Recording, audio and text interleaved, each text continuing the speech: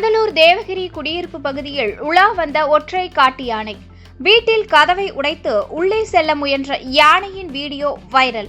வீட்டில் யாரும் இல்லாததால் பெரும் அசம்பாவிதம் தவிர்க்கப்பட்ட நிலையில் அப்பகுதி மக்களிடையே பெரும் அச்சம். மலை மாவட்டமான நீலகிரி மாவட்டம் சுமார் 55% வனப்பகுதியை கொண்ட மாவட்டமாகும்.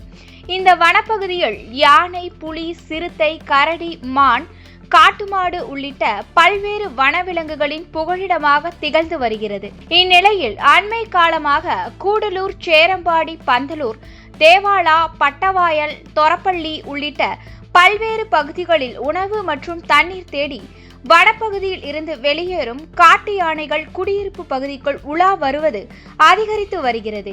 இவ்வாறு குடியிருப்பு பகுதிக்குள் உலா வரும் காட்டு யானைகள் குடியிருப்புகளை சேதப்படுத்தி வருவதும் வாடிக்கையாகவே இருந்து வருகிறது. இந்நிலையில் பந்தலூர் தேவகிரி குடியிருப்பு பகுதியில் உலா வந்த காட்டு யானை ஒன்று ஆண்டி சந்திரன் என்பவரின் வீட்டின் கதவை உடைத்து சேதப்படுத்தி உள்ளே செல்ல முயற்சித்தது. அப்போது வீட்டில் யாரும் இல்லாததால் பெரும் அசம்பாவிதம் தவிர்க்கப்பட்டது. வீட்டின் கதவை உடைக்கும் காட்டு யானையை அங்கிருந்தவர்கள் தங்களது செல்போனில் வீடியோ பதிவு செய்துள்ளனர். இந்த வீடியோ தற்போது சமூக வலைதளங்களில் வைரலாகி அப்பகுதி மக்களிடையே பெரும் அச்சத்தை ஏற்படுத்தியுள்ளது.